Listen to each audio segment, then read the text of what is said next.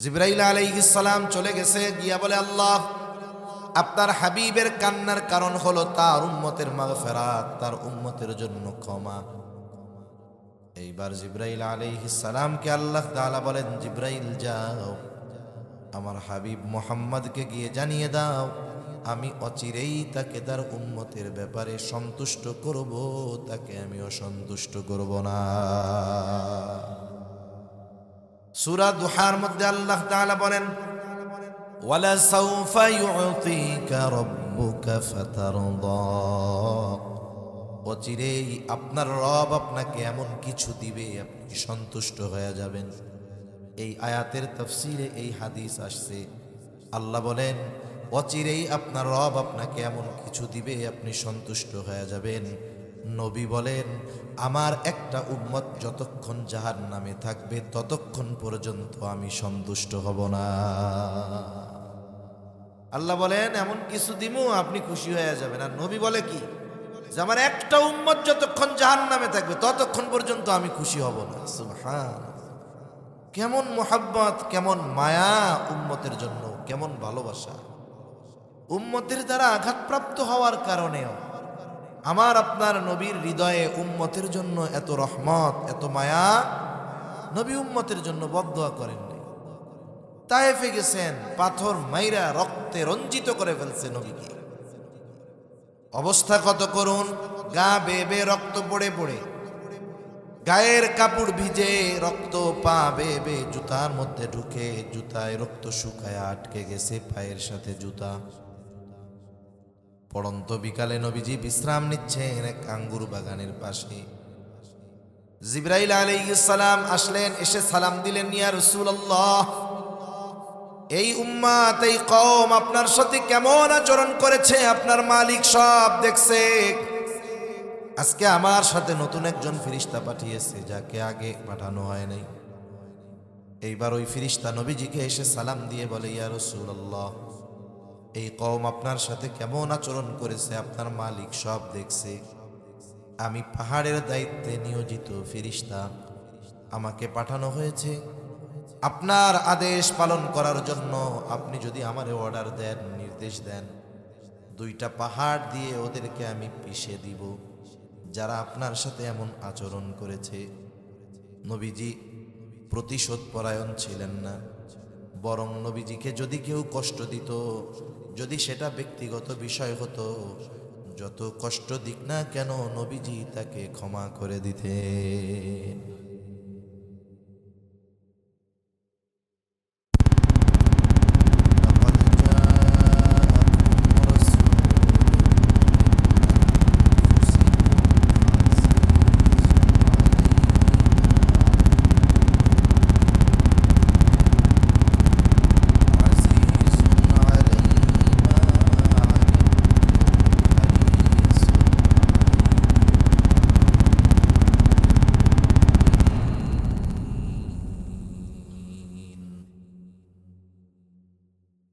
حريص عليكم بالمؤمنين رؤوف رحيم. وقال رسول الله صلى الله عليه وسلم لا يؤمن أحدكم حتى أكون أحب إليه من والده وولده والناس أجمعين، أو كما قال النبي صلى الله عليه وسلم. صدق الله العلي العظيم وصدق رسوله النبي الكريم، ونحن على ذلك من الشاهدين والشاكرين، والحمد لله رب العالمين.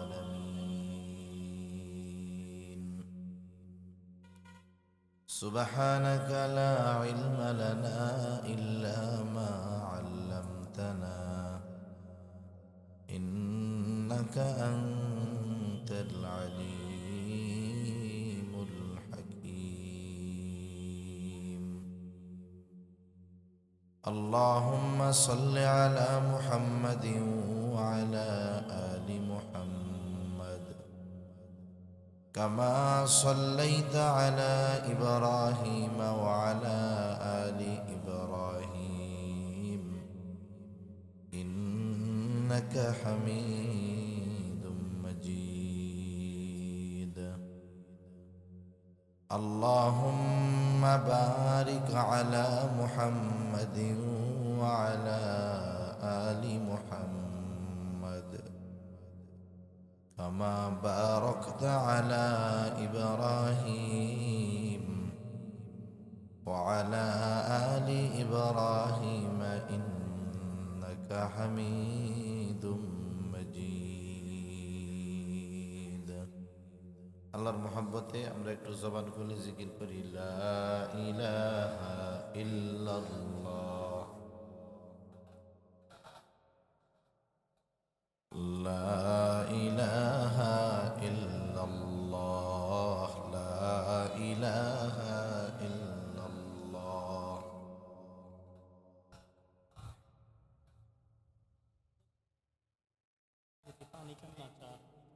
লাগলে বলবো।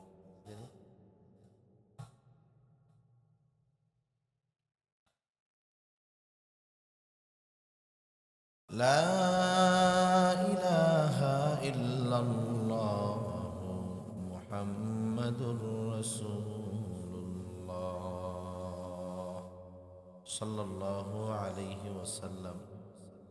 আলহামদুলিল্লাহ, ঐতিহ্যবাহী কুমিল্লা জেলার অন্তর্গত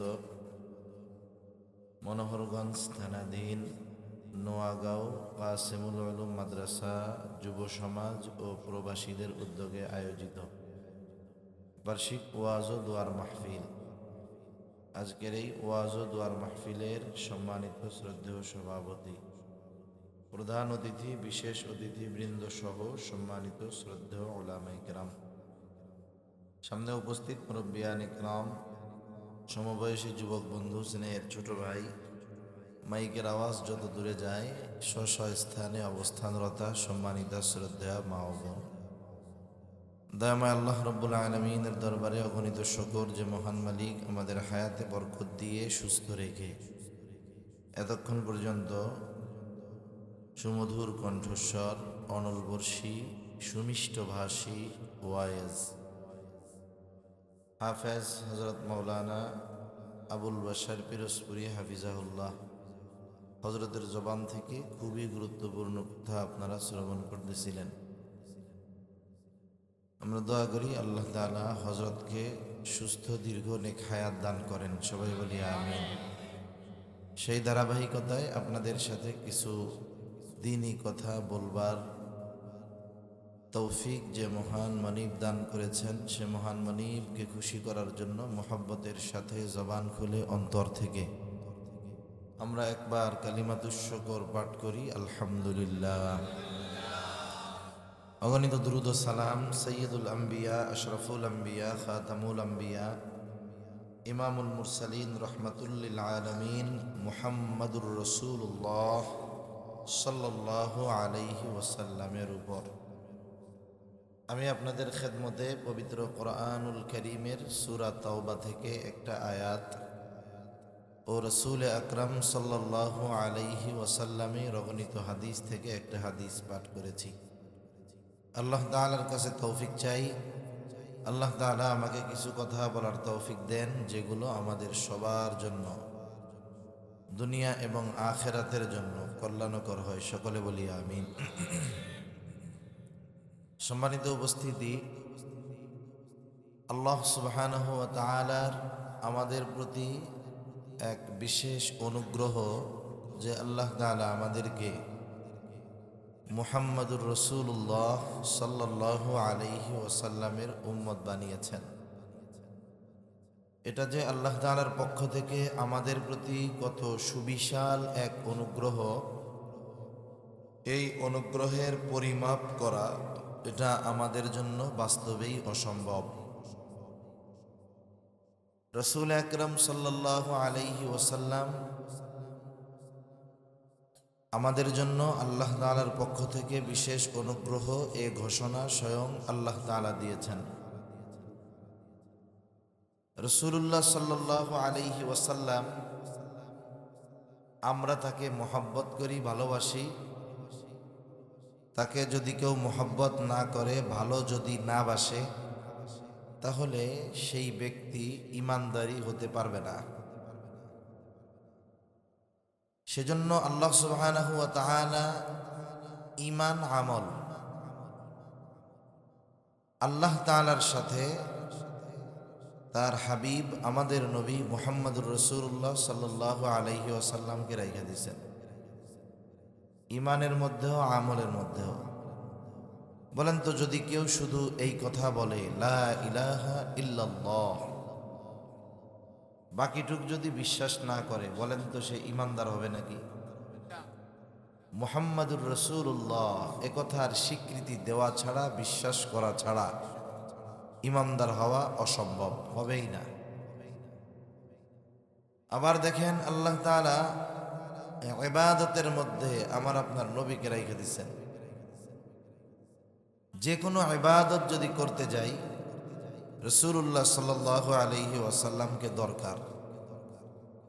তার মানে আমার আপনার নবীর কথা, নবীর আলোচনা আল্লাহ তাআলা এমনভাবে সেটিং করে রাখছেন, এই পৃথিবীর এমন একটা মুহূর্ত অতিবাহিত হয় না যেই মুহূর্তে আল্লাহ তাআলার সাথে সাথে আমাদের নবীজির কথা আলোচনা হয় না। সুবহানাল্লাহ। আল্লাহ তাআলা আমার আপনার নবীর আলোচনাকে সমুন্নত করেছেন। ওয়ারাফা'না লাকা যিকরাক, আপনার আলোচনাকে আমি সমুন্নত করেছি। এ পৃথিবীর একটা মুহূর্ত নবীজির আলোচনাবিহীন অতিবাহিত হয় না। যেমন নামাজের জন্য আজান দেওয়া হয় ওয়াক্ত হইলেই। ঈমানের পরে সবচাইতে গুরুত্বপূর্ণ ইবাদত হইল নামাজ। আর যখন ওয়াক্ত হয়, সময় হয়, আজান দেওয়া হয়। এই আজানের মধ্যে আল্লাহ তাআলার বড়ত্বের ঘোষণার সাথে সাথে নবীজির কথাও আছে না নাই? আছে। ইন্দোনেশিয়া থেকে সর্বপ্রথম ফজরের আজান শুরু হয় মুসলিম বিশ্বে। এই আজান চলতে থাকে একাধারে গোটা পৃথিবীব্যাপী 9 ঘন্টা ফজরের আজান চলে। সুবহানাল্লাহ। 9 ঘন্টা ব্যাপী চলতে থাকে। এর মধ্যে আবার জোহরের ওয়াক্ত অলরেডি শুরু হয়ে যায়। আমাদের বাংলাদেশের মধ্যেই প্রায় 18 মিনিট আজান চলে, যে কোনো এক ওয়াক্তের আজান 18 মিনিট চলতে থাকে। বাংলাদেশের একেবারে শেষ প্রান্তে হলো দক্ষিণ পূর্ব কর্নারে সেন্ট মার্টিন দ্বীপ, আর একেবারে উত্তর পশ্চিম কর্নারে হইল তেঁতুলিয়া 0 পয়েন্ট। ওইখান থেকে ওই মাথা পর্যন্ত, সেন্ট মার্টিন থেকে তেঁতুলিয়া পর্যন্ত সময়ের ব্যবধান প্রায় 18 মিনিট। তার মানে ওইখানে যখন ইফতার হয় সেন্ট মার্টিন দ্বীপে, তার 18 মিনিট পরে গিয়া সূর্য ডুবে তেঁতুলিয়াতে। তাহলে মাগরিবের আজান যদি সেন্ট মার্টিনে হয়, তাহলে এই মধ্যবর্তী সময়ের জায়গাটায় 18 মিনিট ধরে মাগরিবের রক্ত বলবৎ থাকে, আজান চলতে থাকে, এভাবে পশ্চিমে যাইতে থাকে শুধু। রাসূলুল্লাহ সাল্লাল্লাহু আলাইহি ওয়াসাল্লামের আলোচনা চলবে, করতে হবে। আল্লাহ তাআলা এ বিষয়টাকে এমনভাবে সিস্টেম করে দিয়েছেন যে আল্লাহর আলোচনার সাথে সাথে নবীজির আলোচনাও আছে। সুবহানাল্লাহ। এমন একজন নবীর উম্মত আল্লাহ তাআলা আমাদেরকে বানিয়েছেন। সাথে সাথে এই উম্মতের প্রতি নবীজির দরদ কেমন, নবীজির মায়া কেমন, মোহাব্বত কেমন, ভালোবাসা কেমন। আমরা কেন নবীজিকে ভালোবাসবো না? স্বাভাবিক আমাদের সাধারণ সেন্স যেটা বলে, একজন যদি আমাকে ভালোবাসে আমিও তারে ভালোবাসব। দুনিয়ার মানুষ সামান্য ভালোবাসার প্রতিদানের কারণে একজন আরেকজনের জন্য জীবন দিয়ে দেয় মহব্বতের সম্পর্কের কারণে, ভালোবাসার সম্পর্কের কারণে।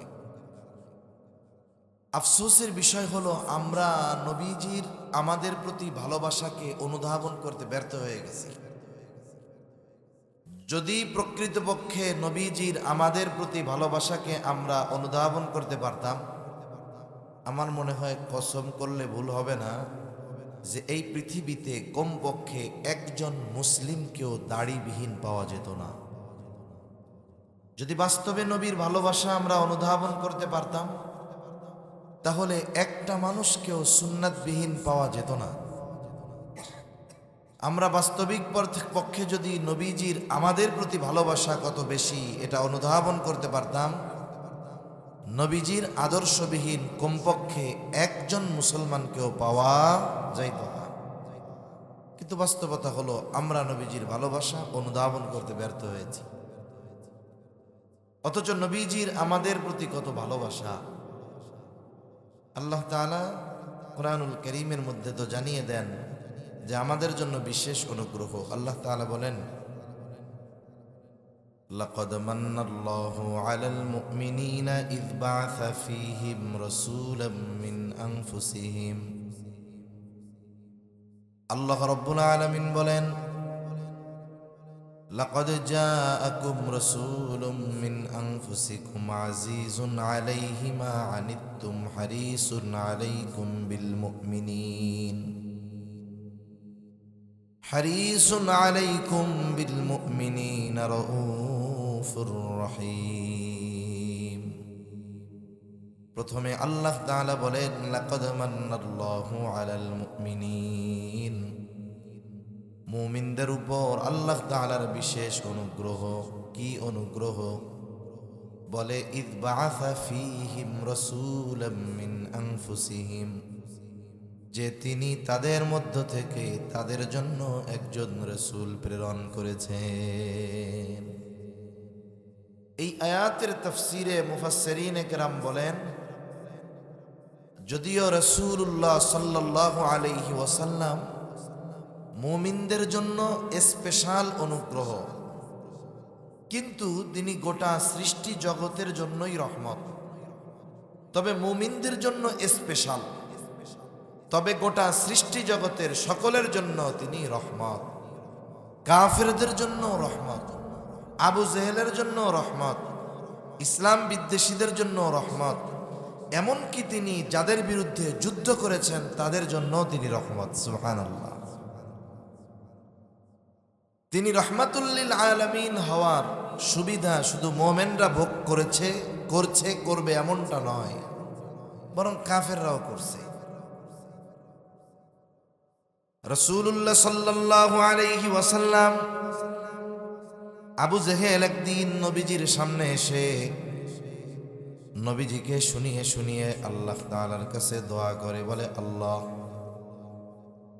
আপনি যদি সত্যই এই কোরআন নাজিল করে থাকেন তাহলে আমাদের উপরে পাথর বর্ষণ করেন অথবা যন্ত্রণাদায়ক শাস্তি দেন। দোয়া করতেছে আল্লাহ তাআলার কাছে নবীজিকে শোনায়া। এখন কথা হলো, যদি তার এটা মনই চায় যে আল্লাহ তাআলা তাকে শাস্তি দেখ, নবীজিকে শোনায়া বলার কি দরকার? নিজে নিজে ঘরে আল্লাহ তাআলার কাছে বললেই তো হয়। আর একটা বিষয় হলো, ওরা তো মুশরিক, তাহলে ওরা কি আল্লাহ তাআলাকে বিশ্বাস করতো নাকি? বলে হ্যাঁ, তারা আল্লাহ তাআলার অস্তিত্বে বিশ্বাস করত। এ কথাটা আমাদের নয়, তারা যে আল্লাহর অস্তিত্বে বিশ্বাস করত এই কথার সাক্ষ্য স্বয়ং আল্লাহ তাআলা দিয়েছে। মক্কার মুশরিকরা আল্লাহর ব্যাপারে, আল্লাহ তাআলার অস্তিত্বের ব্যাপারে বিশ্বাসী ছিল। আল্লাহ তাআলা কুরআনুল কারীমের মধ্যে বলেন, ওয়ালাইন সাআলতাহুম মান খালাকাস সামাওয়াতি ওয়াল আরদা লায়াকুলুন্নাল্লাহ। আপনি যদি মক্কার মুশরিকদেরকে জিজ্ঞাসা করেন, মান খালাকাস সামাওয়াতি ওয়াল আরদ, আসমান এবং জমিনের স্রষ্টাকে, আপনি যদি মক্কার মুশরিকদের কাছে জানতে চান, জিজ্ঞাসা করেন, ওরা ওদের দেবদেবীর কথা বলবে না, লাত মানাত উজ্জার কথা বলবে না। আল্লাহ তাআলা তাকিদ যোগ করে জানায় দেন, বলেন লায়াকুলুন্নাল্লাহ, অবশ্যই অবশ্যই তারা বলবে আসমান জমিনের স্রষ্টা হলেন আল্লাহ। আল্লাহ তাআলা আরেক জায়গায় বলেন, ওয়ালা ইন সাআলতাহুম মান নাযালা মিনাস সামাই মাআন ফাআহইয়া বিহিল আরদা বা'দা মাউতিহা লায়াকুলুন্নাল্লাহ। আপনি যদি মক্কার মুশরিকদেরকে জিজ্ঞাসা করেন কে আসমান হতে পানি বর্ষণ করে, শুধু তাই না, ফাআহইয়া বিহিল আরদা বা'দা মাউতিহা, কে ওই পানির দ্বারা মৃত জমিনকে পুনরায় পুনরুজ্জীবিত করে, তার মানে ফেটে শক্ত চৌচির হয়ে যাওয়া ফসল উৎপাদনের অনুপযুক্ত জমিনটা বৃষ্টির পানির দ্বারা কে ফসল উৎপাদনের জন্য উপযুক্ত করে তোলে। তারা তাদের দেবদেবীদের কথা বলবে না, তারা আপনার প্রশ্নের জবাবে কি বলবে? আল্লাহ বলেন লায়াকুলুন্নাল্লাহ, অবশ্যই অবশ্যই এগুলো যিনি করেন তিনি কে? বলবে বৃষ্টি দেয়ও আল্লাহ, জমিন থেকে ফসল উৎপাদন করেও আল্লাহ। আরেক জায়গায় আল্লাহ তাআলা বলেন, ওয়ালা ইন সাআলতাহুম মান খালাকাহুম লায়াকুলুন্নাল্লাহ, আপনি যদি তাদের অস্তিত্বের ব্যাপারে তাদের জিজ্ঞাসা করেন যে তাদেরকে কে সৃষ্টি করেছে, নাস্তিকদের মতো তারা বলবে না আমরা এমনিতেই সৃষ্টি হয়েছি, আমাদের কোনো স্রষ্টা নাই। বরং তাদেরকে সৃষ্টির ব্যাপারে জিজ্ঞাসা করলেও তারা একই কথা বলবে, লায়াকুলুন্নাল্লাহ, অবশ্যই অবশ্যই তারা বলবে আমাদের স্রষ্টাকে। তাহলে মক্কার মুশরিকদের আল্লাহর প্রতি বিশ্বাস দেখছেন, যে ওদের বিশ্বাসের সাক্ষ্য আল্লাহ তাআলা দিচ্ছে যে আল্লাহরে ওরা বিশ্বাস করে। তাহলে প্রথম বিষয়টা হলো তারা যে আল্লাহ তাআলার অস্তিত্বে বিশ্বাসী, এটা বুঝলাম। এই জন্যই তো আল্লাহ তাআলার কাছে তারা দোয়া করছে। নবীজি বলেন আবু জেহেল তো আল্লাহর কাছে দোয়া করছেই, আল্লাহ তাআলা আবু জেহেলের দোয়াও কবুল করছে। বদরের দিন সকালবেলায় আবু জেহেল আল্লাহ তাআলার কাছে দোয়া করে, বলে আল্লাহ, আজকে যারা হকের উপরে আছে আপনি তাদেরকে বিজয় দান করবেন। নবীজি বলেন আল্লাহ তাআলা আবু জেহেলের দোয়া কবুল করেছে। বদরের ময়দানে যারা হকের উপরে ছিল, সত্যের উপরে ছিল, আল্লাহ রব্বুল আলামিন তাদেরকেই বিজয় দান করেছে। তাহলে আবু জেহেল আল্লাহ তাআলার অস্তিত্বের ব্যাপারে বিশ্বাসী ছিল, এই জন্য আল্লাহ তাআলার কাছে দোয়া করতেছে। তবে দোয়া নবীজির সামনে করার কারণটা কি? অনেক সময় আছে কিছু কথা একজনকে শোনায় বলার দ্বারা উদ্দেশ্য হইল তারে কষ্ট দেওয়া, তাকে একটু তিরস্কার করা। মোট কথা আবু জেহেল মূলত নবীজিকে শোনায়া শোনায়া আল্লাহর কাছে এই কথাই বলতেছে মূলত, যে আল্লাহ, আমার মতো যোগ্য ব্যক্তি থাকতে, আমার মতো একজন গ্রহণযোগ্য নেতা থাকতে, আমার পেছনে কত মানুষ, ধন সম্পদের অভাব নাই, আমার জ্ঞান গরিমার অভাব নাই, আমার মতো লোক থাকতে আপনি মুহাম্মাদের উপরে কোরআন নাজিল করলেন, এই কামটা কেমনে করলেন? তা যদি আপনি সত্যই এইটা কইরা থাকেন তাইলে আমাকে উপরে আযাব দেন, পাথর নিক্ষেপ করেন, শাস্তি দিয়ে শেষ করে দেন। অনেক সময় মানুষ নিজের ক্ষতির জন্য দোয়া করে, কিন্তু আসলে ওইটা অন্তর দিয়ে করে না। অনেক সময় বলে না, যাই রে, এই কথা এটা শোনার আগে আমি মরলাম না কেন? আর একজনের ছেলে খুব ভালো উন্নতি অগ্রগতি হয়েছে, তার একজন আলেম, ভালো বড় আলেম হয়েছে, আরে অমুকের বুলা এত বড় আলেম, হায় রে হায়, এই খবর শোনার আগে মরলাম না কেন? হিংসায় এরকম দোয়া অনেকে করে না। এ সময় যদি আজরাইল এসে বলে আপনার তো মরতে মন চাই, তাহলে চলেন আমার লাগে, ওকে বোঝা আসলে কি আমি মরতে চাইছি নাকি, এমনি এমনি করছি আর কি। তা আসলেও আবু জেহেল আযাব চায় না, কিন্তু নবীজিকে শোনায়া বলতেছে নবীজির কষ্ট দেওয়ার জন্য। অনেক সময় এমন হয় দুইজন বন্ধু, একজন খুব শরীফ ভদ্র মানুষ, নরম মানুষ, কেউ যদি কোনো টিটকারি করে, কথা বলে, সে কোনো জবাব দেয় না। মনে রাখতে হবে অনেক সময় জবাব না দেওয়াটা সবচাইতে বড় প্রতিবাদ। আপনাকে আমাকে যদি কোনো জাহেল মূর্খ উদ্দেশ্য করে কোনো কথা বলে, খোঁচা মারে, প্রতিবাদ না করাটা এটাই বড় প্রতিবাদ, জবাব না দেওয়া। এই জন্য রহমানের বান্দাদের গুণাবলীর মধ্যে অন্যতম এক গুণ, আল্লাহ তাআলা বলেন ওয়াইযা খাতাবাহুমুল জাহিলুনা ক্বালু সালামা। এরা যদি রহমানের বান্দাদের উদ্দেশ্য করে কিছু বলে, যেমন হুজুরকে উদ্দেশ্য করে যদি কেউ এটা জঙ্গি, এটা মোল্লা, মানুষের বাড়ি খায়, দেখবেন কোনো হুজুর জবাব দেয় না, কিছু কয়, বোঝে ওটা জাহেল, ওর কাজই ওরকম বলা, তা ওর এই কথার প্রতিবাদ করে খালি খালি নিজের শব্দ নষ্ট করে লাভ আছে? তা রহমানের বান্দাদের গুণাবলী এরকম।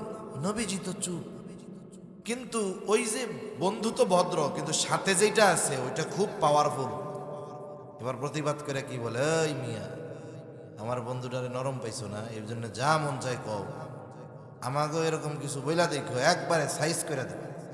বন্ধু প্রতিবাদ করে না, নবীজি তো চুপ, কিন্তু নবীজি তো বন্ধু দুনিয়ার কোনো সাধারণ মানুষের নয়। কার?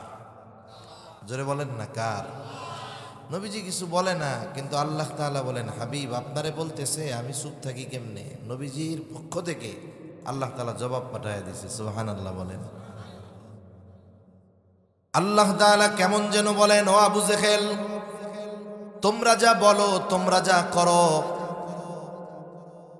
এই তোমাদের কর্ম আসলে শাস্তির উপযুক্ত তোমরা হয়ে গেছো। তোমরা যেটা চাও সেটারই উপযুক্ত তোমরা। আসলে তোমাদের উপরে পাথর বর্ষণ করাই দরকার, তোমাদেরকে যন্ত্রণাদায়ক শাস্তি দেওয়াই দরকার। কিন্তু কেন পাথর বর্ষণ করি না, কেন শাস্তি বর্ষিত করি না, আযাব দেই না জানো? অতীতে আমার আপনার নবীর আগে যত নবী ছিলেন, আল্লাহ তাআলা যদি কোনো নবীর উম্মতের অবাধ্যতার কারণে সেই উম্মতকে শাস্তি দেওয়ার ব্যাপারে আল্লাহ তাআলা সিদ্ধান্ত নিতেন, ওই নবী যেই এলাকার জন্য নবী ছিলেন, যেই গোত্রের জন্য নবী ছিলেন, যেই সম্প্রদায়ের জন্য নবী ছিলেন, আল্লাহ তাআলা ওই সম্প্রদায়, ওই জাতির উপরে আযাব দেওয়ার আগে ওই জাতির জন্য যাকে নবী হিসাবে প্রেরণ করেছিলেন, আগে তাকে নিরাপদ জায়গায় সরিয়ে নিতেন। এরপরে তার অবাধ্য উম্মতের উপরে আল্লাহ তাআলা আযাব দিতেন। তার মানে যেই এলাকার নবীর অবাধ্য উম্মতদেরকে আল্লাহ শাস্তি দিবেন, বা যেই এলাকায় আল্লাহ শাস্তি দিবেন, ওই এলাকার জন্য যিনি নবী, তাকে আগে নিরাপদে আল্লাহ সরায় নিতেন। আমার আপনার নবীর আগে সব নবী তো ছিল নির্দিষ্ট কোনো এলাকার জন্য নবী, কিন্তু আমার আপনার নবী কোন জায়গার জন্য নবী? শুধু মক্কার জন্য, মদিনার জন্য? আমার আপনার নবী গোটা সৃষ্টি জগতের জন্য নবী। তার মানে গোটা কুল কায়নাতের সৃষ্টি জগতের একটা ইঞ্চি জায়গাও বাকি নাই যেই জায়গার নবী আমার আপনার নবী নয়। সুবহানাল্লাহ বলে। এখন বলেন, আল্লাহর যদি আযাব দিতে হয়, তাইলে তো এই সৃষ্টি জগতের বাইরে কোনো জায়গায় নবীরে নিয়ে যাওয়ার দরকার। কারণ এক জায়গায় রহমাতুল লিল আলামিন থাকবে, আর ওই জায়গায় আযাব আসবে। এটা কি হইতে পারে?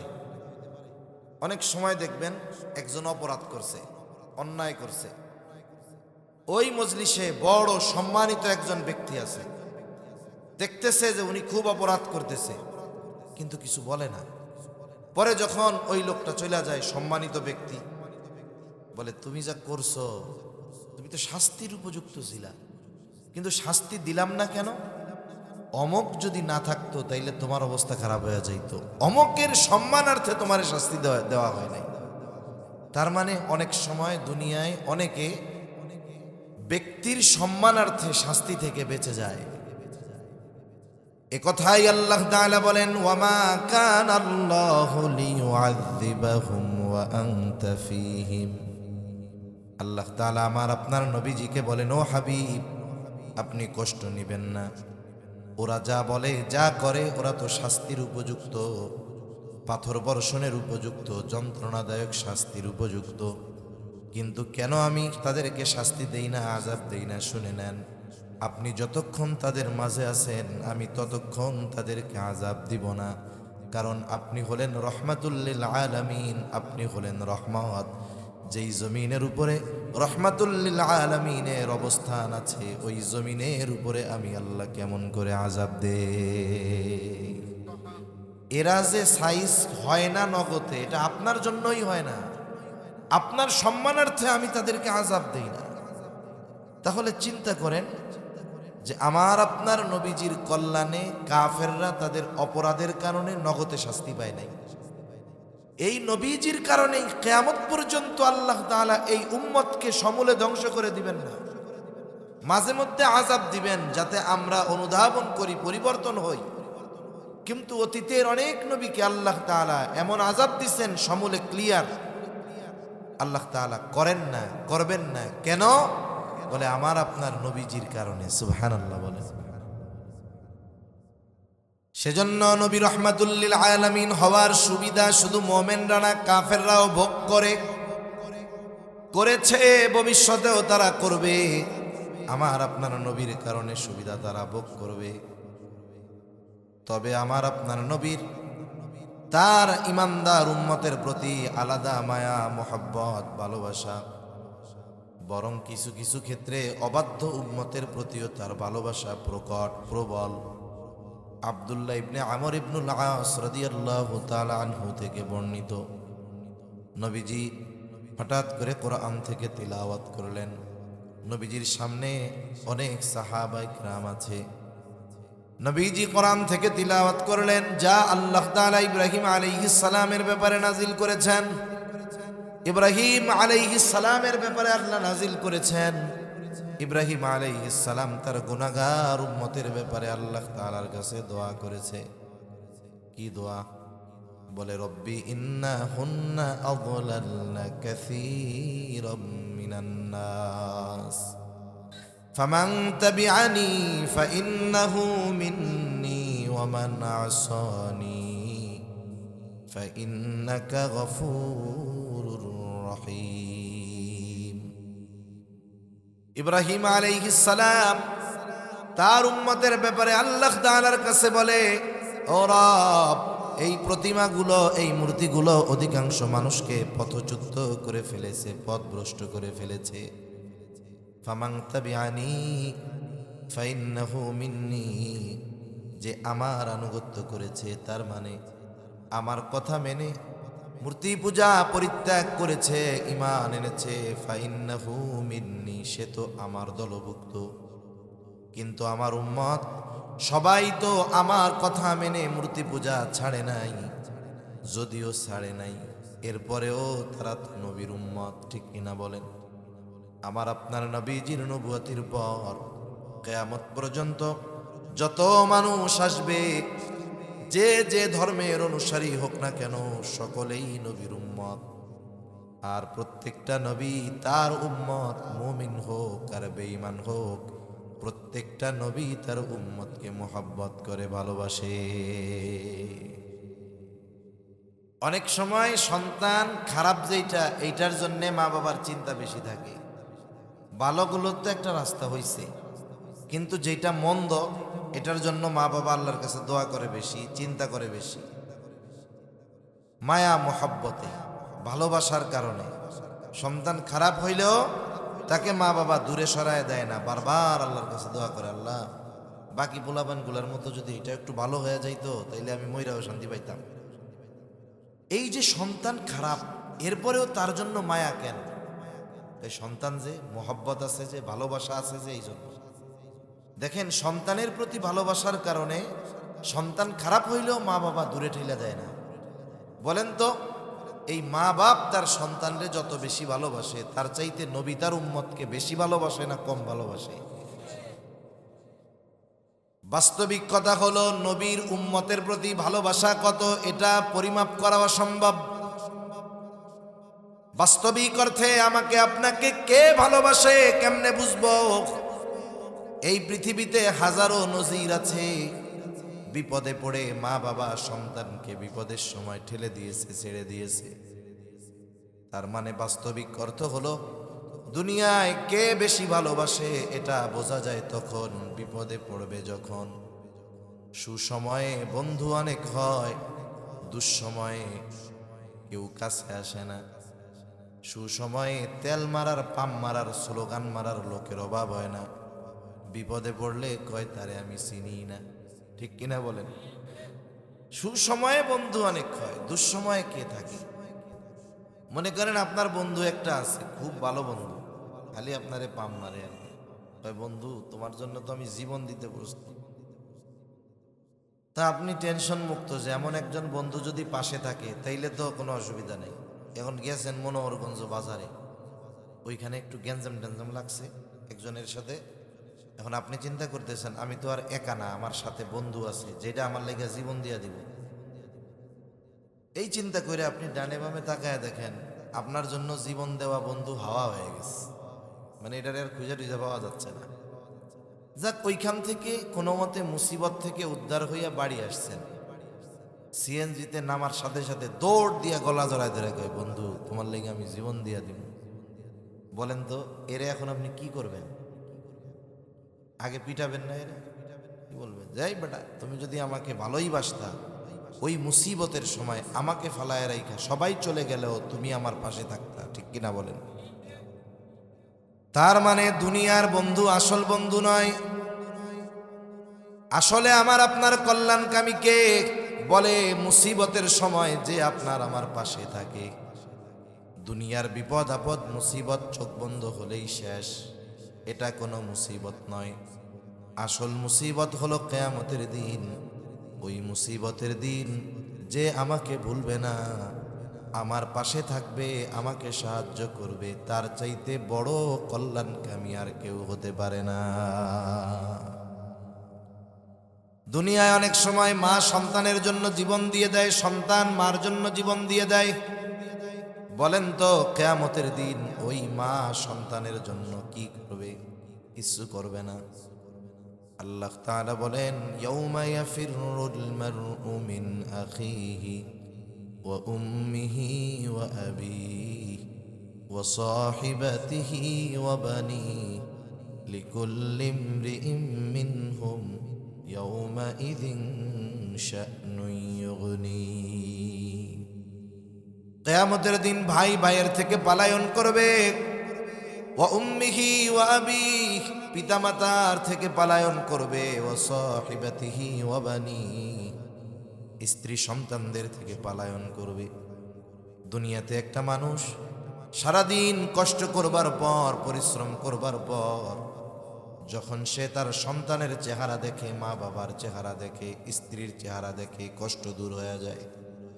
প্রবাসে যুবক থাকে, সারাদিন 18 ঘন্টা 16 ঘন্টা পরিশ্রম করবার পর রাতে যখন বাসায় আসে, কত কষ্ট কত পরিশ্রম, এসে যখন মোবাইলে হোয়াটসঅ্যাপের মধ্যে, মেসেঞ্জারের মধ্যে আদরের সন্তানের চেহারাটা দেখে, আব্বা ডাক শুনে, সাথে সাথে কষ্ট দূর হয়ে যায়। তাহলে দুনিয়ায় মানুষ কষ্ট দূর করার জন্য মা বাবাকে দেখে, মা বাবার কথা বলে, সন্তানের চেহারা দেখে কথা বলে। আর কিয়ামতের দিনের কষ্ট মুসিবত দূর করার জন্য মা বাবার চেহারা দেখবে না, সন্তানের চেহারা দেখবে না, বরং ওই দিন সন্তানের চেহারা দেখা তার জন্য আরো বেশি কষ্টের কারণ হয়ে দাঁড়াবে। ওই দিন তাদের থেকে পালায়া থাকবে, দেখা দিতে চাইবে না। তাহলে ওই কিয়ামতের দিন কেউ কাউকে চিনবে না, কিন্তু নবী তার উম্মতকে ভুলবে না। সুবহানাল্লাহ। সবাই ওই দিন চিন্তিত থাকবে, আমার আপনার নবীও চিন্তিত থাকবে। সবাই চিন্তিত নিজের জন্য, নবী চিন্তিত উম্মতের জন্য। কত চিন্তা নবীর। একটা মানুষ যখন সর্বোচ্চ চিন্তিত হয়, পেরেশানগ্রস্ত হয়, যত আরামের বিছানা হোক, রুমের মধ্যে এসি হোক, যত ভালো ব্যবস্থাপনা থাক, তার চিন্তা তাকে বিছানায় গা এলাতে দেয় না, চোখে ঘুম আসতে দেয় না। দেখা যাবে বিছানা থেকে উঠে হাঁটে, পায়চারি করে। বাড়ির ছাদ থাকলে একবার ছাদে যায়, আবার ঘর থেকে বের হয়ে উঠানে হাঁটে। তার মানে চিন্তাগ্রস্ত ব্যক্তি এক জায়গায় স্থির থাকতে পারে না, সে শুধু স্থান পরিবর্তন করে। কিয়ামতের দিন উম্মতের চিন্তায় নবীজিও এক জায়গায় থাকবেন না। নবীজি একবার চলে যাবেন হাউজে কাউসারের কাছে। না জানি তার কোনো উম্মত পানি পানে মাহরুম হয়ে যায়। আবার চলে যাবেন পুলসেরাতের কাছে। না জানি কোনো উম্মত পুল পাড়ি দিতে ব্যর্থ হয়ে যায়। আবার চলে যাবেন মিজানের কাছে। না জানি কোনো উম্মত ধরা পড়ে যায় ওজনে। আবার চলে যাবেন জাহান্নামের দরওয়াজায়। না জানি কোনো উম্মতকে জাহান্নামে দিয়ে দেওয়া হয়। আবার উম্মতের জন্য সুপারিশ দরকার। আল্লাহ তাআলার কাছে এসে উম্মতের জন্য সুপারিশ করবে। সব নবী জান্নাত অভিমুখে রওনা হয়ে যাবে।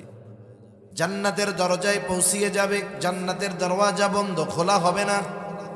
জিজ্ঞাসা করা হবে, কি ব্যাপার, দরজা খোলা হচ্ছে না কেন? জান্নাতের পাহারাদারদের পক্ষ থেকে জবাব আসবে, যিনি আসলে খোলা হবে তিনি আসেন নাই। কোথায় তিনি? বলে হাসরের ময়দানে। কি করে? বলে উম্মতের নাজাতের চিন্তায় চিন্তিত। বলে ততক্ষণ পর্যন্ত জান্নাতের দরজা খোলা হবে না যতক্ষণ না নবীজি জান্নাতের উদ্দেশ্যে আসবেন, জান্নাতের দোরগোড়ায় আসবেন। আর নবী ততক্ষণ জান্নাতের উদ্দেশ্যে রওনা হবেন না যতক্ষণ না তার ওই উম্মত, যার মধ্যে যারা পরিমাণ ঈমান ছিল, তার ব্যাপারেও যতক্ষণ আল্লাহ তাআলার পক্ষ থেকে ক্ষমার নিশ্চয়তা নবী না পাবেন, ততক্ষণ পর্যন্ত আমার আপনার নবী নিজে জান্নাত অভিমুখে রওনা হবে না। তাহলে সব নবী তার উম্মতকে ভালোবাসে, আমার আপনার নবী আমাকে আপনাকে ভালোবাসে। ইব্রাহিম আলাইহিস সালাম তার গুনাহগার উম্মতের জন্য ক্ষমা চেয়ে দোয়া করে। وقال عيسى عليه السلام إن تعذبهم فإنهم عبادك وإن تغفر لهم فإنك أنت العزيز الحكيم। ঈসা আলাইহিস সালাম তার উম্মতের জন্য দোয়া করে বলে, আল্লাহ আপনি যদি এদের শাস্তি দেন, আপনি যদি তাদেরকে শাস্তি দেন, তারা তো আপনারই বান্দা। ওয়া ইন তাগফির লাহুম, আর যদি আপনি তাদেরকে মাফ করে দেন, ক্ষমা করে দেন, ফাইন্নাকা আনতাল আজিজুল হাকিম, আপনি মহাপরাক্রমশালী মহাপ্রজ্ঞাময়। তার মানে সেও কইতে চায়, আল্লাহ আমার গুনাহগার উম্মত আপনারই তো বান্দা, আপনি চাইলে তাদের মাফ করে দিতে পারেন। আপনি তো আজিজ, আপনি তো হাকিম, আমার এই গুনাহগার উম্মত আপনার বান্দাদেরকে আপনি মাফ করে দেন। দুই নবী তার গুনাহগার উম্মতের জন্য ক্ষমা চেয়ে আল্লাহ তাআলার কাছে দোয়া করছে। একজনের বাবা নাই, বাবা যে দুনিয়ায় নাই, বাপের কথা সব সময় তো মনে পড়ে, তাই না? কিন্তু মাঝে মধ্যে একটু বেশি মনে পড়ে। অনেকে যখন বাবার আলোচনা করে, বাবার স্মৃতি মনে পড়ে, তখন একটু মনে বেশি পড়ে, তখন চোখ দিয়ে পানিও আসে। নবীজি উম্মতের চিন্তা সব সময় করেন, উম্মতের ব্যাপারে মায়া মোহাব্বত সব সময় দিলের মধ্যে আছে। কিন্তু এই দুই নবীর দোয়া তিলাওয়াত কইরা উম্মতের প্রতি চিন্তা মায়া এটা বহুগুণে বেড়ে গেছে, দরদ উতলায়া পড়তেছে। নবীজি আবার কি করলেন? বলে ফারাফা ইয়াদাইহি ওয়া ক্বালা আল্লাহুম্মা উম্মতি উম্মতি ওয়া বাকা। নবীজি দুই হাত উঁচু করে দিলেন আর বলেন, আল্লাহুম্মা উম্মতি উম্মতি, আয় আল্লাহ আমার উম্মত আমার উম্মত। শুধু এই কথা বলেন আর দুই চোখ দিয়ে অঝর ঝরায় পানি পড়তেছে চক্ষু বেয়ে। নবীজি আর কোনো কিছুই বলেন না, শুধু বলেন আল্লাহ আমার উম্মত আমার উম্মত। নবীজি যদিও কিছু বলেন না, কিন্তু মূলত কি বলতে চায় দুনিয়ার কেউ না জানলেও যিনি জানেন তিনি কে। অনেক সময় মানুষের অঙ্গভঙ্গিমা অনেক কথা বলে দেয়। এই যে মাদ্রাসা, মনে করেন অনেক দূরের ছোট ছোট ছাত্ররা পড়ে, মাদ্রাসায় থাকে। অনেক সময় বৃহস্পতিবার আসরের পর অনেক ছোট বাচ্চা হুজুরের কাছে আসে, আইসা বৈশা খালি কান্না করে, কিছু বলে না। কিন্তু বলেন তো, বৃহস্পতিবার বিকালে যদি কোনো ছোট বাচ্চা হুজুরের কাছে আইসা কান্না করে, এই কান্নার কারণটা কি হুজুর কি বুঝে কি বুঝে না? কি বুঝে? গন্ধ বাড়ি যাইতে চায়, ছুটি চায়, বোঝার পরেও কয় কান্দ কেন? ও মনে মনে কে কি জন্য কান্দে হুজুর, বোঝার পরেও জিগায় কেন? এবার দুঃখে আরো জোরে কান্দে। এবার ওস্তাদ বলে, যতই কান্নাকাটি করো লাভ নাই, কেন কান্দো আগে এটা কও। এইবার কান্না জড়িত কণ্ঠে ছেলেটা যখন বলে, হুজুর আমার একটু বাড়িতে যাইতে মন চাইতেছে, ছোট ভাইটার লাইগা একটু কলিজার মধ্যে পড়ে, মাকে একটু দেখতে মন চায়। এইবার ওস্তাদজি হাসি দিয়া কয়, ঠিক আছে যাও, আগামীকাল মাগরিবের আগে চলে আসবা।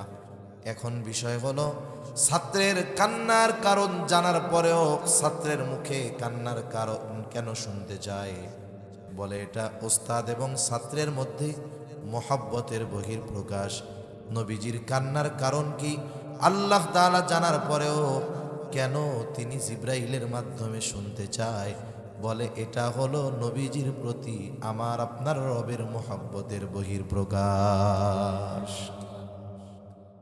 জিব্রাইল আলাইহিস সালামকে আল্লাহ তাআলা বলে, ইয়া জিবরিল ইযহাব ইলা মুহাম্মদ, তুমি মুহাম্মাদের কাছে চলে যাও, তাকে গিয়া জিজ্ঞাসা করো তার কান্নার কারণ কি। জিব্রাইল আলাইহিস সালাম চলে আসছে, এসে বলে, ও মুহাম্মদ কেন কান্না করেন? যদিও আপনার কান্নার কারণ আপনার মালিক জানে, এরপরেও আপনার কাছে তিনি জানতে চায়। এইবার নবীজি সুযোগ পাইছেন, একেবারে মন ভৈরা উম্মতের কথা সব বলছেন। জিবরাইল আলাইহিস সালাম চলে গেছে, গিয়া বলে, আল্লাহ আপনার হাবিবের কান্নার কারণ হলো তার উম্মতের মাগফিরাত, তার উম্মতের জন্য ক্ষমা। এইবার জিবরাইল আলাইহিস সালামকে আল্লাহ তাআলা বলেন, জিবরাইল যাও, আমার হাবিব মুহাম্মদকে গিয়ে জানিয়ে দাও, আমি অচিরেই তাকে তার উম্মতের ব্যাপারে সন্তুষ্ট করব, তাকে আমি অসন্তুষ্ট করব না। সূরা দুহার মধ্যে আল্লাহ তাআলা বলেন, ওয়ালা সাউফা ইউতিকা রাব্বুকা ফাতারদা, অচিরেই আপনার রব আপনাকে এমন কিছু দিবে আপনি সন্তুষ্ট হয়ে যাবেন। এই আয়াতের তাফসীরে এই হাদিস আসছে, আল্লাহ বলেন অচিরেই আপনার রব আপনাকে এমন কিছু দিবে আপনি সন্তুষ্ট হয়ে যাবেন। নবী বলেন, আমার একটা উম্মত যতক্ষণ জাহান্নামে থাকবে ততক্ষণ পর্যন্ত আমি সন্তুষ্ট হব না।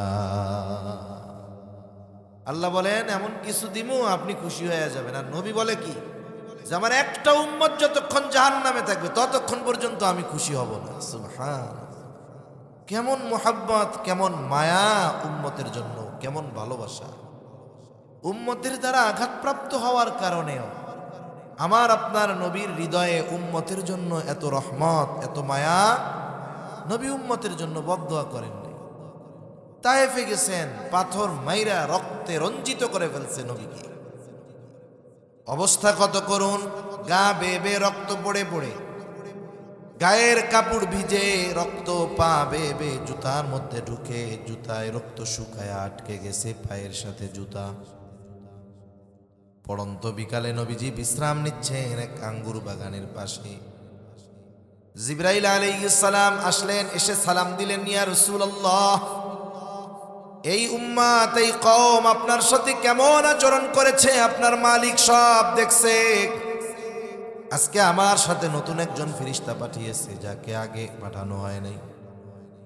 এইবার ওই ফেরেশতা নবীজিকে এসে সালাম দিয়ে বলে, ইয়া রাসূলুল্লাহ, এই কওম আপনার সাথে কেমন আচরণ করেছে আপনার মালিক সব দেখছে। আমি পাহাড়ের দায়িত্বে নিয়োজিত ফেরেশতা, আমাকে পাঠানো হয়েছে আপনার আদেশ পালন করার জন্য। আপনি যদি আমারে অর্ডার দেন, নির্দেশ দেন, দুইটা পাহাড় দিয়ে ওদেরকে আমি পিষে দিব যারা আপনার সাথে এমন আচরণ করেছে। নবীজি প্রতিশোধ পরায়ণ ছিলেন না, বরং নবীজিকে যদি কেউ কষ্ট দিত, যদি সেটা ব্যক্তিগত বিষয় হতো, যত কষ্ট দিক না কেন নবীজি তাকে ক্ষমা করে দিতেন। আমরা হইলে কি করতাম? আমরা তো 10, 15, 20 বছর আগের ছোট কোনো বিষয়ের প্রতিশোধ নেওয়ার সুযোগ পাইলে নিয়ে বসি। নবীজি ক্লান্ত, যখন বলছে আপনি নির্দেশ দিলে 2 পাহাড় দিয়ে এদেরকে পিষা দিব, নিশ্চিহ্ন করে দিব, নবীজি আরাম করতেছিলেন, উঠা বসলেন। উঠে বলতেছে যে আরে তুমি তো বলতেছো নির্দেশ দেন 2টা পাহাড় দিয়ে এদেরকে আমি পিষে দেই, শেষ করে দেই, কিন্তু এদের ব্যাপারে আমার চিন্তা কি? নবীজি বলেন বাল আরজু আই ইয়াখরুজাল্লাহু মিন আসলাবিহিম মান ইয়াবুদুল্লাহা ওয়াহদাহু ওয়া লা ইউশরিকু বিহি শাইআ।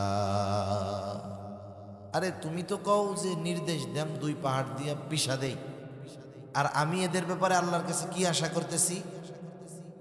আই ইয়াখরুজাল্লাহু মিন আসলাবিহিম, এরা হয়তো আমার কথা মানে নাই, কিন্তু আমি আল্লাহর কাছে আশা পোষণ করি আল্লাহ তাআলা এদের মধ্য থেকে এমন এক সম্প্রদায় বের করবে, এমন এক কওম বের করবে, তারা এক আল্লাহর ইবাদত করবে, তার সাথে কারো শরীক করবে না।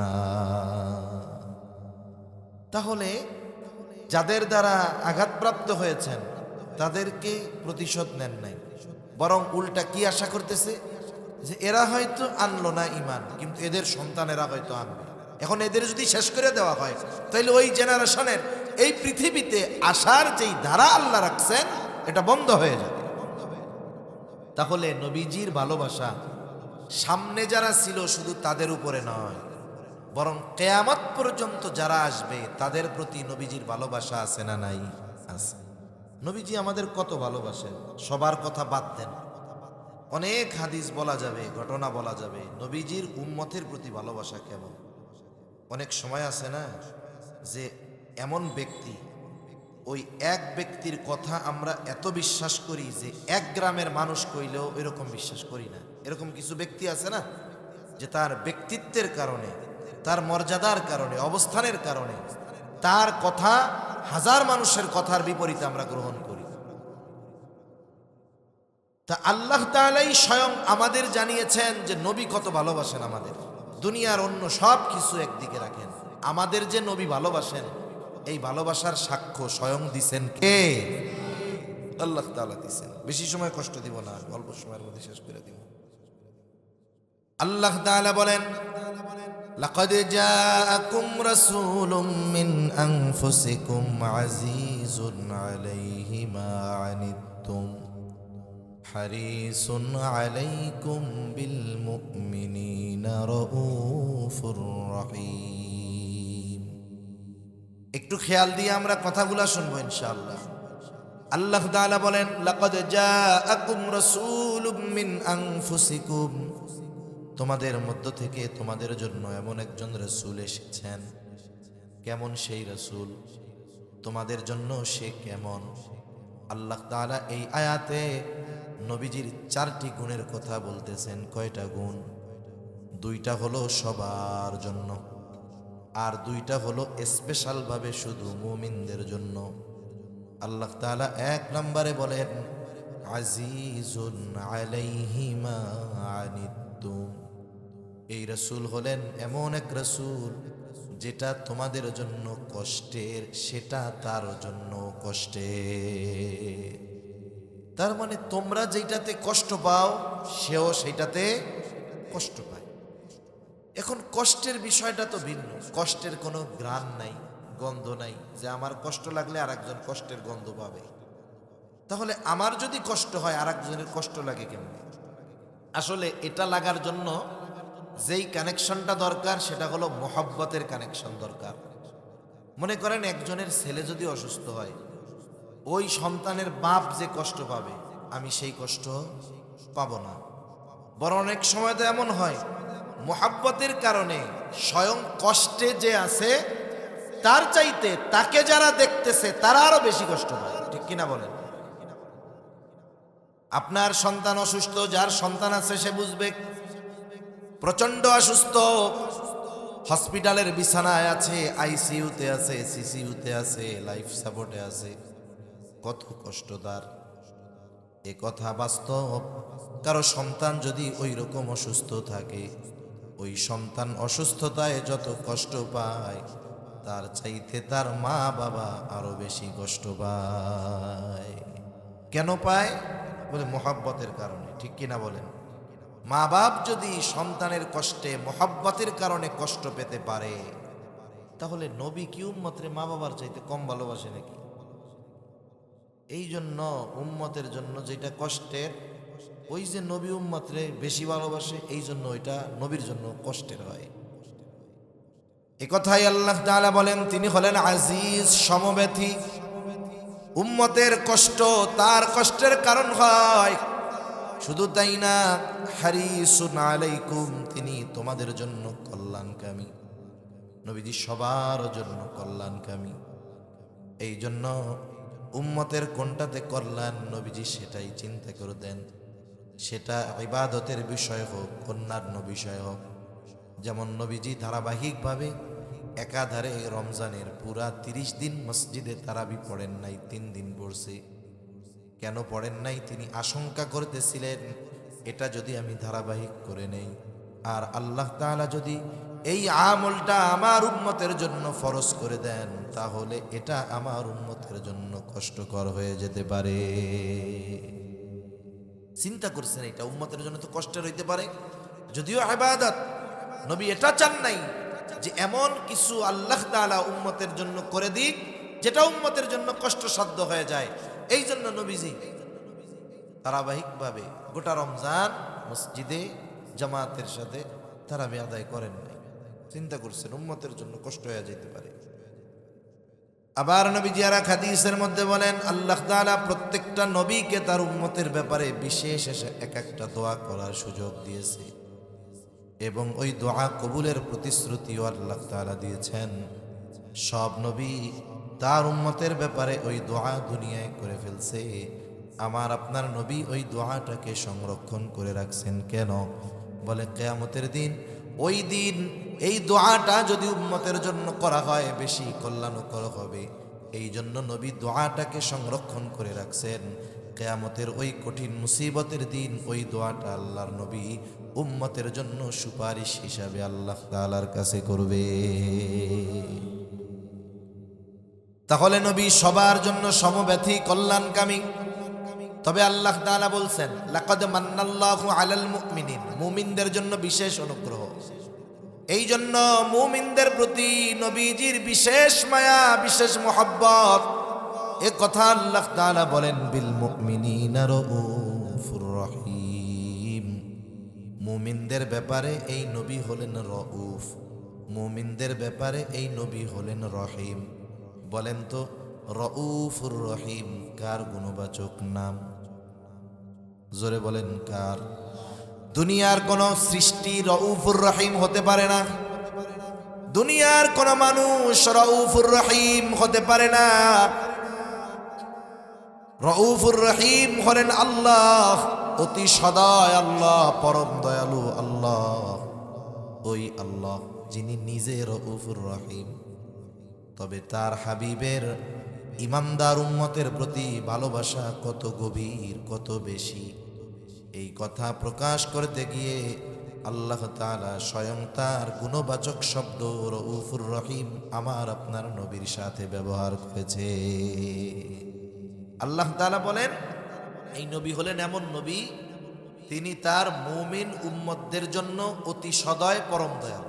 নবীজি, আল্লাহ তাআলা নবীজির ব্যাপারে বলতেছে, এই নবী তার মুমিন উম্মতের জন্য কি? অতি সদয়, পরম দয়ালু। অথচ অতি সদয় পরম দয়ালুকে আর আল্লাহ বলতেছেন এই নবী তার উম্মতের জন্য অতি সদয় পরম দয়ালু। এ কথা যদি আমরা একটু হৃদয় দিয়ে বুঝতে পারি, আশা করি বোঝা কষ্টকর নয় যে এই উম্মতের প্রতি, আমাদের প্রতি নবীজির মহব্বত কত বেশি। যেই নবীর উম্মতের প্রতি ভালোবাসার সাক্ষ্য স্বয়ং আল্লাহ দিলেন, এই ভালোবাসার কথা প্রকাশ করতে গিয়ে নিজের গুণবাচক শব্দ নবীজির শানে ব্যবহার করলেন। বলেন তো, সেই নবীর প্রতি আমাদের ভালোবাসা সর্বোচ্চ হওয়ার দরকার আছে না নাই? এজন্য নবীজিকে ভালোবাসা মুমিনের ঈমান। নবীজিও বলেন, লা ইউমিনু আহাদুকুম হাত্তা আকুনা আহাব্বা ইলাইহি মিন ওয়ালিদিহি ওয়া ওয়ালাদিহি ওয়ান নাসি আজমাইন। নবীজি বলেন, তোমাদের মধ্যে কেউ ততক্ষণ পর্যন্ত মোমেন হতে পারবে না যতক্ষণ না সে তার পিতা মাতা সন্তান সন্ততি এক কথায় সকলের চাইতে আমাকে বেশি ভালো না বাসবে। তার মানে প্রকৃত ইমানদার যে সে নিজের জীবনের চাইতে নবীকে বেশি ভালোবাসে। এখন বলেন তো, আমি আপনি যাকে নিজের জীবনের চাইতে বেশি ভালোবাসি তার জন্য জীবন দিতেও কোনো বাধা নাই, কোনো চিন্তা নাই, বলেন তো ওই ব্যক্তির জন্য, ওই ব্যক্তির খুশির জন্য অন্য কিছু করা এটা তো সাধারণ ব্যাপার হওয়ার কথা। বলেন আপনি যার জন্য জীবন দিতে পারবেন তার জন্য 10 টাকা ব্যয় করায় সমস্যা আছে? যার জন্য জীবন দিতে পারবেন তার জন্য দাড়ি রাখায় সমস্যা আছে? তার জন্য, তার খুশির জন্য লম্বা জামা পরায় সমস্যা আছে? তার খুশির জন্য, তার জীবন আদর্শের আলোকে নিজের জীবনকে সাজাতে কোনো সমস্যা আছে? আপনি তো তার জন্য জীবনই দিতে পারবেন, তাইলে তার জন্য, তার অনুসরণ করতে, তার খুশির জন্য তার অনুকরণ করতে সমস্যা কোথায়? বলে সমস্যা এই জায়গায়। আমরা জীবন দিতে প্রস্তুত কিন্তু দাড়ি রাখতে প্রস্তুত নেই। আমরা জীবন দিতে প্রস্তুত কিন্তু সুন্নাত মানতে আমরা প্রস্তুত নেই। তাহলে চিন্তা করেন, এই ভালোবাসার মধ্যে ফাঁক ফোকর আছে না? আছে। এখন অনেকে আবার চিন্তা করে হুজুরের দাড়ির কথা শুধু বলে কেন? আসলে দাড়ি তো এমন একটা সুন্নাত যেটা অনেক সুন্নাত পালনে সহায়ক হয়। দাড়ি হলো এমন এক সুন্নাত, এ দাড়ি থাকার কারণে অনেকের গুনাহ করতে মন চাইলেও দাড়ির কারণে করতে পারে না, লজ্জার ঠেলায়। আল্লাহর ভয়ে না করুক, কমপক্ষে দাড়ির ভয়ে করে, যে মানুষে কইব যে দেখ দাড়ি নিয়ে কি কাজটা করতেছে। তাহলে নবীজিকে ভালোবাসা এটা মুমিনের ঈমান। আর বাস্তবতা হলো মৌখিক স্বীকৃতির মাধ্যমেই নবীজির ভালোবাসার প্রমাণ হয় না, বরং নবীর ভালোবাসার প্রমাণ দিতে হয় নবীর অনুসরণের মাধ্যমে। এজন্য নবী বলেন, আমাকে কে ভালোবাসে? নবী বলেন, মান আহাব্বা সুন্নতি ফাকাদ আহাব্বানি ওয়া মান আহাব্বানি কানা মাই ফিল জান্নাহ। নবীজি বলেন, যে আমার সুন্নাতকে মহাব্বত করলো সে আমাকে মহাব্বত করলো, আর নবীকে যে মহাব্বত করবে সে নবীর সাথে জান্নাতে অবস্থান করবে। নবীর সাথে জান্নাতে অবস্থান করার অফার যদি গ্রহণ করতে হয় আগে জান্নাতে যাওয়া লাগবে। এখন জান্নাতে কে যাবে? নবীজি বলেন, কুল্লু উম্মতি ইয়াদখুলুনাল জান্নাতা ইল্লা মান আবা। নবী বলেন, আমার সব উম্মত জান্নাতে প্রবেশ করবে, আবা উম্মত ছাড়া। জিজ্ঞাসা করা হলো, ইয়া রাসূলুল্লাহ, আবা উম্মত কারা? নবীজি বলেন, মান আতাআনি দাখালাল জান্নাহ ওয়া মান আসানি ফাকাদ আবা। বলে আমার আনুগত্য যারা করবে জান্নাতে প্রবেশ করবে, যারা আমার আনুগত্য করবে না ফাকাদ, তারা হলো আবা উম্মত, তাদের অবস্থান হলো জাহান্নাম। তাহলে নবীর আনুগত্য করার মাধ্যমে, নবীর সুন্নাতকে মোহাব্বত এবং অনুসরণ করার মাধ্যমেই মূলত নবীজিকে ভালোবাসা হয়, ঠিক কিনা বলেন? এখন নবীর অনুসরণ করতে গেলে ইসলাম বিদ্বেষী, নবী বিদ্বেষীরা অনেক কথা বলে। যদি যুবক মানুষ দাড়ি রাখে, মানুষে খোসা মারা কথা কয়, যে আগে ভাইয়া কইতো দাড়ি রাখার পরে চাচা কয়, এরকম বলে না? এখন যার জন্য জীবন দিতে পারবো তার জন্য একটু যদি মানুষের কথা শুনতে হয়, শুনলাম, অসুবিধা কোথায়? কারণ এই দুনিয়া থেকে মানুষের সফর শুরু হয় কবর জগতে, কবরে রাখার মাধ্যমে, তাই না? কবরে আমাদের সবাইকে রাখে। কবরের ভিসাটা কি? কবরে এক দেশের থেকে আরেক দেশে গেলে ভিসা লাগে না? ভিসা লাগে তো, পাসপোর্টে ভিসা লাগে না? লেখা দেয় যে উনি একজন বৈধ নাগরিক। যদি এই দেশের বৈধ নাগরিক না হয় তাহলে পাসপোর্টের মধ্যে ওই দেশের অনুমতিও পায় না, ভেরিফিকেশনে ধরা পড়ে যায়। এখন যখন মৃত্যু আসবে, আমার আপনার মৃত্যু হবে, সবার মরতে হবে। মানুষ যখন মারা যায়, গোসল দেওয়ার পরে, কাফন পরাইয়া, জানাজা দেওয়ার পরে কবরের মধ্যে নেওয়া যায় না রাখার জন্য? এই যে একেবারে দুনিয়ার জমিন থেকে শেষ অবস্থা, এখন তার লাশটা খাটিয়ার মধ্যে, কবরের মধ্যে নামাবে, উপর থেকে 2 জন ধরায়া দেয়, নিচে 2 জন কবরের মধ্যে থাকে, লাশটা ধইরা নিচে নেয়, কবরের মধ্যে রাখে, আর একটা দোয়া কয়। দোয়া কয় না একটা? কি দোয়া জানি কয়? সারা বাংলাদেশে মনে হয় একই দোয়াই কয়, তাই না? অন্যান্য জায়গায় তো অন্য কিছু আর কয় না, এইটাই কয়, সারা দেশেই কয়। এই যে দোয়াটা আজকে একজনের ব্যাপারে বলতেছে, আমরা শুনতেছি, একদিন আমার আপনার ব্যাপারেও বলবে, তাই না? বলবে তো নাকি? এ কথা বলবে। এখন এই দোয়াটার সারমর্মটা কি? আসলে বুজুর্গানের দিন বলেন, এই দোয়ার তো একটা অর্থ আছে, অন্তর্নিহিত অর্থ আছে। একটা হলো শাব্দিক অর্থ, আরেকটা হলো এর অন্তর্নিহিত অর্থ, যেই অর্থটা আপনি কাগজে কলমে পাবেন না, যেই অর্থটা আমাকে আপনাকে হৃদয় দিয়ে অনুধাবন করতে হবে। কি বলে মূলত? মূলত ওই লোকটারে যখন কবরে রাখে, এখন কবরের মধ্যে ফেরেশতা আসবে না, ওই জায়গায় তো একটা ইমিগ্রেশনে অনেক প্রশ্ন হয় না, যদি ভিসায় ঝামেলা থাকে, উল্টাপাল্টা হয়, তা ওইটা হলো মূলত ওনার ইমিগ্রেশন। এক দেশ থেকে আর এক দেশে যাইতে হইলে এই ইমিগ্রেশন পাড়ি দেওয়া লাগে, ওইখানেই কাগজপাতি যাচাই হয়। ওই পারে যদি বৈধ হয়, সব ঠিক থাকে, ওই পারে তার আরাম। আর যদি ইমিগ্রেশনে উল্টোপাল্টা হয়, তাহলে মামলা হবে, এই হবে, পাসপোর্টে ব্ল্যাক লিস্ট, রেড লিস্ট মেরে দিবে, আর ও দেশে যাইতে পারবে না। বিসমিল্লাহি ওয়া আলা মিল্লাতি রাসূলিল্লাহ মূলত বলে, আল্লাহ আপনার নামে এমন এক ব্যক্তিকে এখন কবরস্থ করতেছি যার গোটা হায়াত মিল্লাতি রাসূলিল্লাহ, বলে আই সুন্নতি রাসূলিল্লাহ, রসুলের সুন্নতের উপরে যার গোটা হায়াত অতিবাহিত হয়েছে। সে যখন মারা গেছে, ওয়া আলা সুন্নতি রাসূলিল্লাহ, আল্লাহর নবীর সুন্নতের উপরেই ছিল, রসুলের সুন্নতের উপরে ছিল। এখন তাকে যখন আমরা কবরস্থ করতেছি, বলে ওয়া আলা সুন্নতি রাসূলিল্লাহ, এখনো রসুলের সুন্নতের সাথেই আছে, এই অবস্থায় তারে কবরে রাখতেছি। চিন্তা করেন, এই কথাগুলো যার ব্যাপারে বলে কবরে রাখা হলো, দেখা গেল তার সুন্নাতের খবর নাই, মুখে দাড়ি নাই, কিচ্ছু নাই। বলেন তো, এই কথাটা যদি ওই রকম কোনো ব্যক্তির ব্যাপারে বলা হয়, তাহলে এই কথাটা তার ব্যাপারে সত্য হবে নাকি মিথ্যা হবে?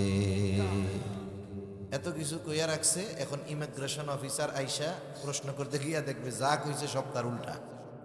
তার মানে এবারের মধ্যে ঝামেলা আছে, সাইজ শুরু হয়ে যাবে। এজন্য মূলত জীবনটা এমনভাবেই সাজানোর দরকার। মাউতের কথা তো বলা যায় না, বলা যায় নাকি? আমি এইখান থেকে বাসায় নাও ফিরতে পারি, তবে জীবনটা এমনভাবে হবে, আমি যদি এখনই মারা যাই, এখন আমাকে কবরস্থ করার সময় ওই দোয়াটা আমার ব্যাপারে যেন সত্য হয়। এইভাবে যদি জীবন সাজানো যায়, এভাবে যদি দুনিয়ার হায়াত অতিবাহিত করা যায়, যে আমি এখন মারা গেলে আমাকে কবরে রাখার সময় বিসমিল্লাহি ওয়া আলা মিল্লাতি রাসূলিল্লাহ আমার ব্যাপারে বলবে, এটা শুধু বলবে তা নয়, ওই বাক্যের সাথে, কথার সাথে আমার সূরাত, আমার সব কিছুর মিল থাকবে। এমনভাবে যদি এই হায়াত অতিবাহিত করা যায়, তাইলে আখিরাত আমাদের জন্য উজ্জ্বল হয়ে যাবে ইনশাআল্লাহ। ঠিক কিনা বলেন? এজন্য আমরা সবাই নবীকে ভালোবাসি। কে না আছে ইমানদার নবীকে ভালোবাসে না? কিন্তু আমরা সঠিক পদ্ধতিটা অবলম্বন করতে গাফলতি করি। এজন্য আমরা নবীর সুন্নাতকে মহব্বতের সাথে অনুসরণ করব, তাহলে দেখা যাবে এ জীবন সুন্দর হবে, আখিরাত সুন্দর হবে, নবীর সাথে জান্নাতে থাকা যাবে, নবীর সুপারিশ পাওয়া যাবে, সাথে সাথে নবীর অনুসরণ করার মাধ্যমে আল্লাহর ভালোবাসা পাওয়া যাবে। কার ভালোবাসা? আল্লাহর ভালোবাসা। তাহলে আল্লাহ তাআলা আমাদের সকলকে নবীজির আমাদের প্রতি যেই ভালোবাসা, মহব্বত, এটাকে পরিপূর্ণ অনুধাবন করে আমাদেরকেও প্রকৃতভাবে নবীজিকে ভালোবাসার তৌফিক আল্লাহ দান করেন। সকলে বলি আমিন। ওয়া আখিরু দাওয়ানা আনিল হামদুলিল্লাহি রাব্বিল আলামিন। আসসালামু আলাইকুম ওয়া রাহমাতুল্লাহি ওয়া বারাকাতুহু।